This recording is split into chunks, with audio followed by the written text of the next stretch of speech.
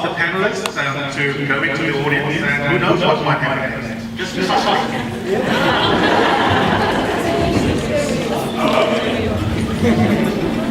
He was tall and black.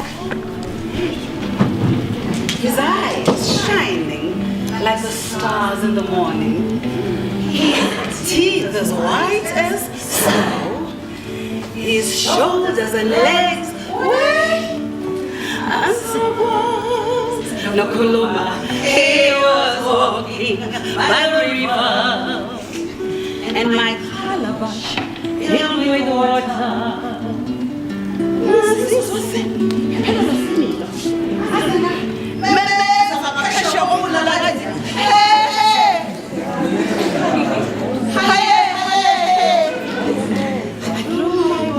Across the river.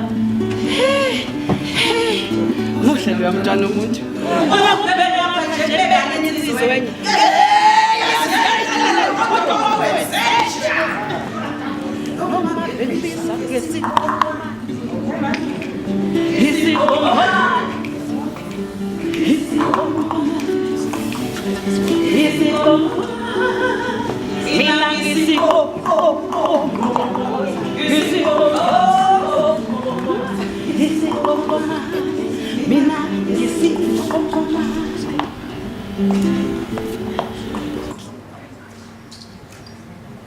It doesn't matter where we come from. It doesn't matter anymore what has happened.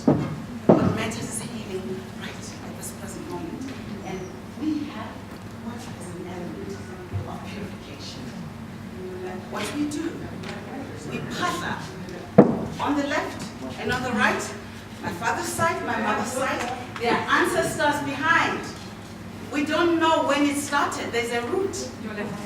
What I'm experiencing, it might be good, it might be bad, but it comes from inside, from the past, from the present.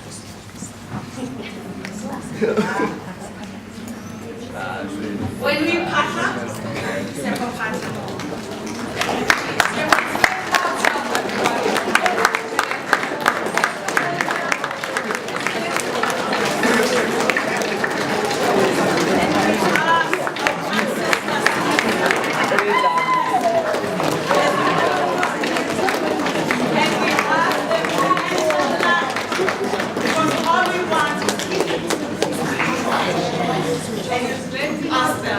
Not to forget the blessings.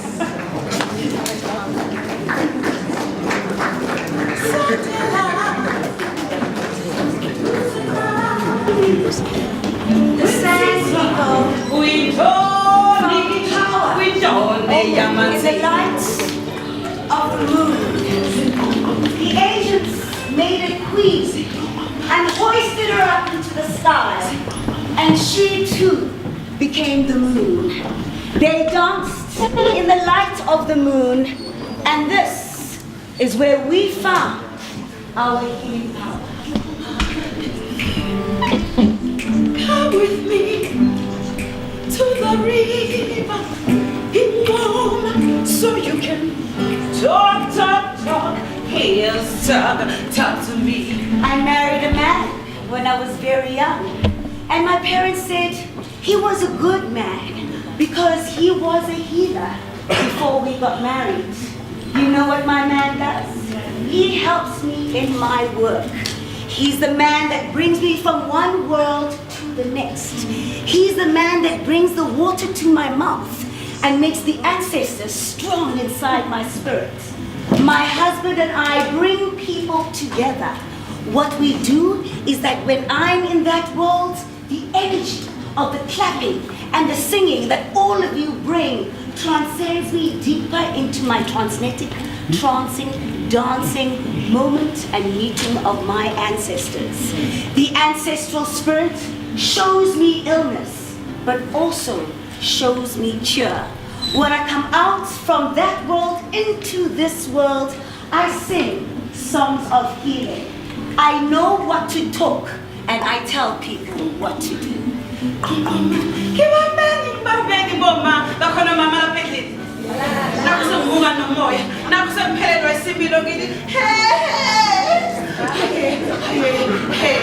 Whoa! I was married for 11 years.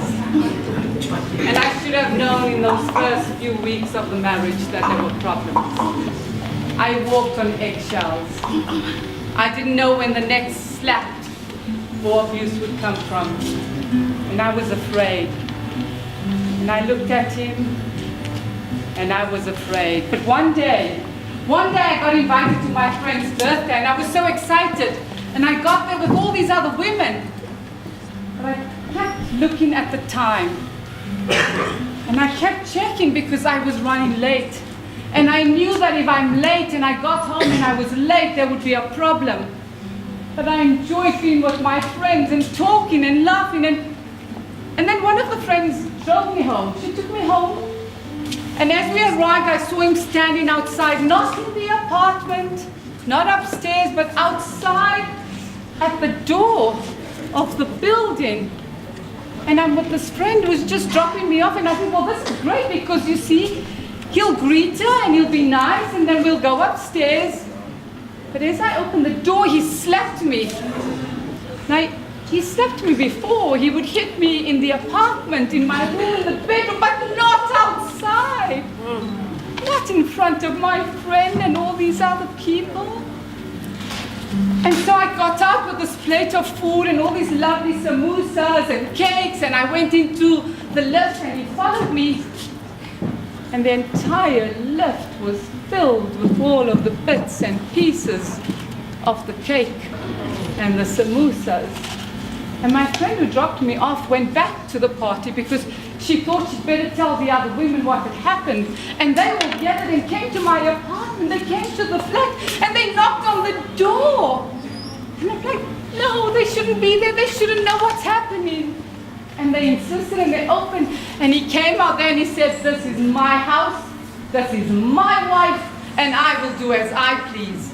And you get away. That was it. I stayed alone.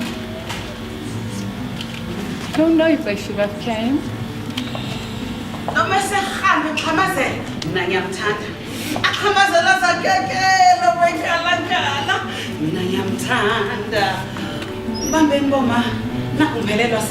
I am a 1-month-old baby. I sleep most of the time, but when I wake up, I find nourishment in my mother's breast. I suckle on her nipple, which is small enough for my mouth, and weak, warm, beautiful milk comes out, which nourishes me, which feeds me as it should. I think I like to suck. But then there's also pain, because when I suck something else, it tears my mouth, it leaves me with sores, and when I suck it hard enough, there's a gushing goo that makes me gag. And I don't know if I like that. But then I go back to suckling on my mother's nipple, a breast which is so warm. And I think I like that. But sometimes I feel confused because sucking can give me pleasure or sucking can give me pain.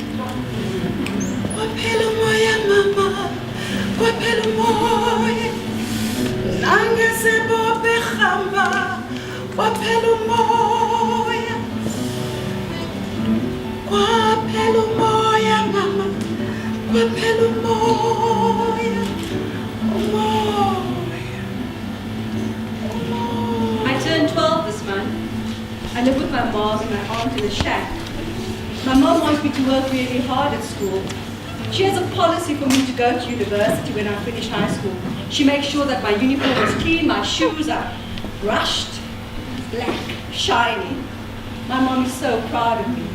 I'm also doing very well at school, but I really don't like my maths teacher. He calls me to his office after school.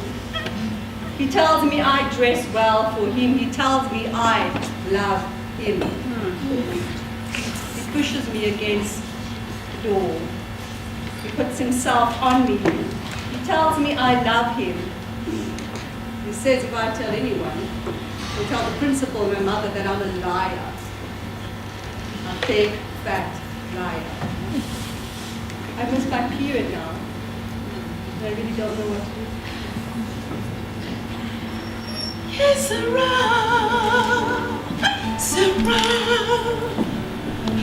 whatever will be. dream will be. The future is not ours to see. Hey, Sarah. Hey, Sarah. Waila. Kula. Mtwana wangu. When I was just a little girl, I asked my mama, what will I be? Will I be pretty? Am I? Yes. Will I be rich? Yes. Here's what my mama said. I am the pastor's wife. I have a decorum to keep, both in and outside of church. On the outside, I have to be happy, filled with the Spirit of God, gracious, eloquent, and all the good stuff.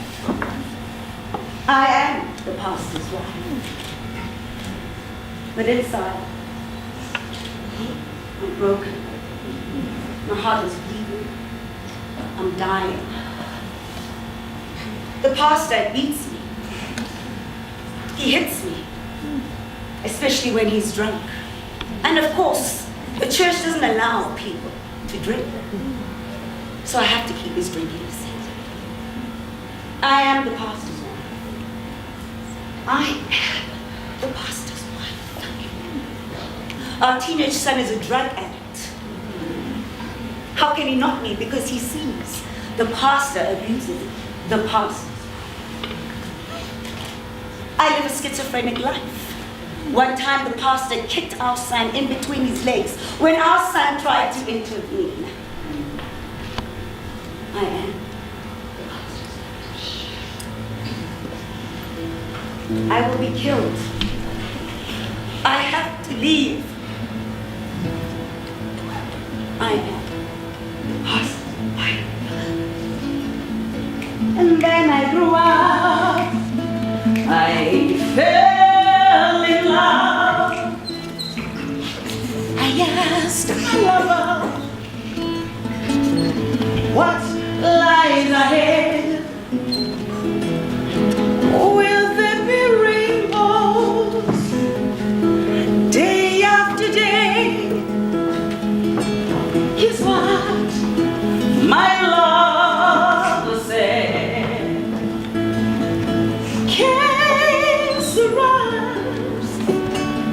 Soraya, whatever will be, will be. Future is not ours to see. So I moved to Pitas from East London. Pitas used to know as Freedom. It was 1940. I was 13. We moved into 2 bedrooms behind somebody's cottage, and Nurse Vanya, that was her name, Nurse Vanya took me to Ilov Street, the garment factory, and there I was introduced. See, my mother taught me to sew buttons and to sew hems, so I was really good at that. And she took me to the back office, the boss was sitting there, and he went, "So what do we have here?" And she responded very quickly, "Fresh from the coast, very young, very eager." And that's how I became a garment worker at the age of 13. Well, I hated that smell of oil, and I hated the smell of the fabric. And the women all hunched back over, rows and rows of them, hunched back, sewing, and I hated that sound, that vroom, vroom sound of those machines.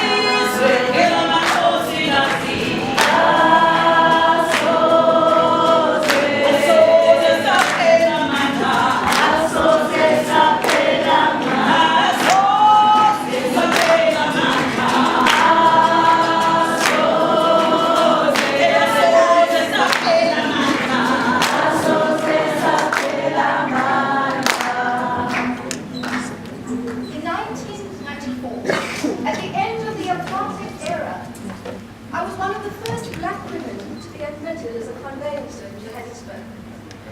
As a product of affirmative action, I received articles at a very prestigious law firm, which is white-dominated with males. I felt compelled to leave and set up my own practice.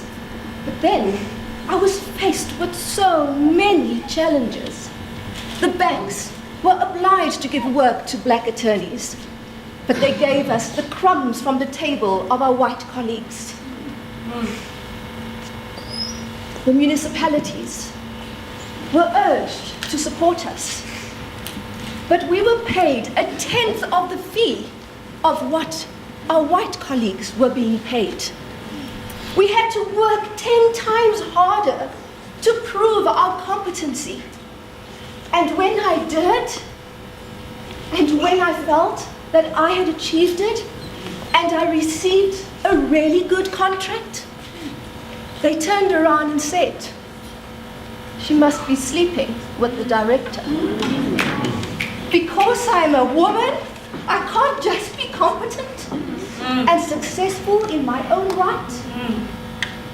I have won the battle, but I'm losing the war. Asoze saphela amandla, asoze saphela amandla, asoze saphela amandla, asoze saphela amandla, asoze saphela amandla. Elizwe labakhosikazi, asoze saphela amandla, asoze saphela amandla. The days in the factory were really tough, more like a prison. There was no talk of decent work hours. I thought it was the one place we all got together because you see, if you were pregnant, you either kept the baby or you kept your job. Those were tough decisions to be made. That's when I knew I had to be part of the union.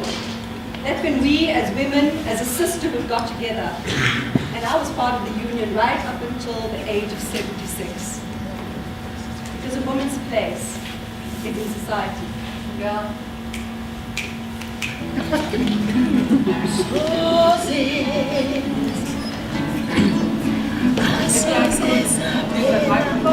Okay, so what we tried to do with this, because it wasn't all male group of people, I had said to Wadey that I would like us to have some women's voices. And these wonderful women, we tend to do this, we call them disruptions. Somebody mentioned disruption. I was on Facebook and I was looking at the responses by women, and people going, "Oh, it's that Eusebius again." So yes, and well, then it's all men. I said, yes, but isn't it good that men are talking? And people have different points of view, and so Eusebius, we didn't talk to you about it, but we conspired as women, and we decided that we needed to do something. And we are so proud of these men who are sitting here.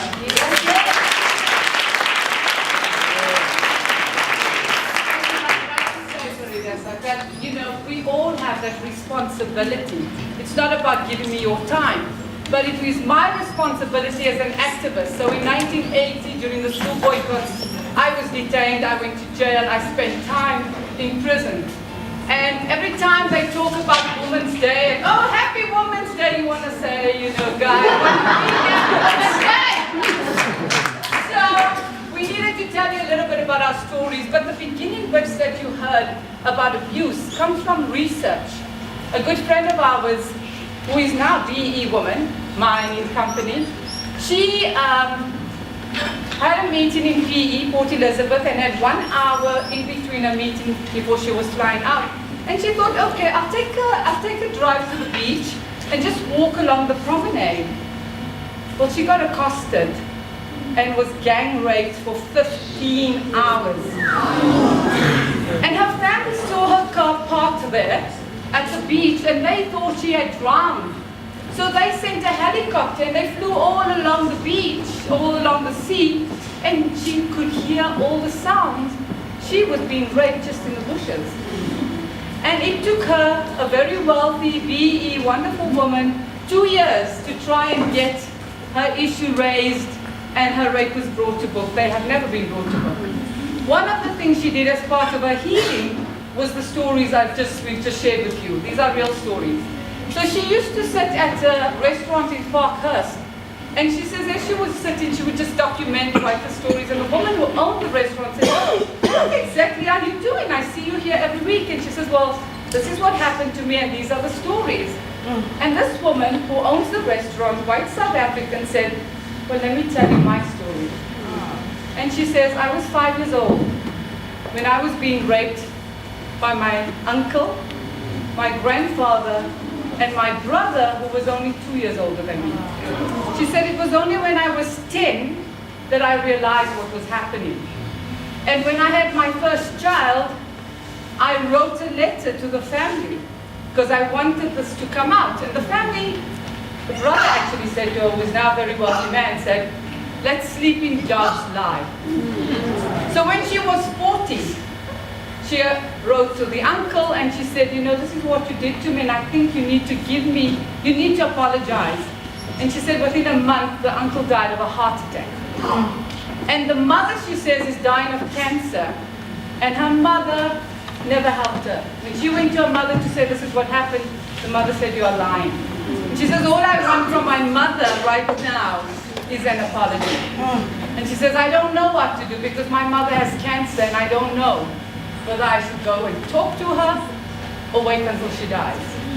So what happened to Andy when she did all this research? She found out that in every strata, in every part of our society, whether we are black, white, whether we are young, poor, whether we are whatever age, whatever, everybody she spoke to, she said at high level, low level, wherever, there was an issue of rape. Pervasive in our country, pervasive in our society. So it didn't matter what religion they were, what age they were. And so she shared those stories, and that's what we shared with you. So the 12-year-old girl who hates a mathematics teacher. The 1 month old, because this is just how this young woman is turning the story from being suckled to being abused, to entrepreneurs, to everybody, those are their stories. And so as we leave you today, because we didn't want it to be too much of a down thing, and we said let's bring in some music and let's tell the story, because I think as South Africans we always sing and we celebrate even when things are dark and difficult. But as we leave today, I want to just read to you what Sibongile said on my Facebook page. And she said she was an activist during the 76 uprisings, and she's very well known, so I'm not going to give you her surname. But she says, "Women's Month, I suggest that the state pulls out all its resources and conclude all rape cases, resolve DNA issues, prosecution sped up, lock up rapists, and declare South Africa's streets safe for women." That for me would be a Women's Month. A government declaring war on violence against women. Don't invite me to any dialogue. There's nothing to talk about. Just whilst you're on the Women's Day thing, please, no happy Women's Day. It's not that kind of day. Let's remind each other, this is about women marching for freedom. Marching for freedom of movement. A freedom I still do not have. I certainly carry a passport everywhere I go. I have curfew. I have places I cannot go to. I have to be accompanied at certain times, at certain places. Public parks are no-no. I live in a paralyzing fear of rape, kidnapping, violence, including murder. Should I carry on? Just don't say Happy Women's Day. Viva women, a luta continua, but not happy. Thank you.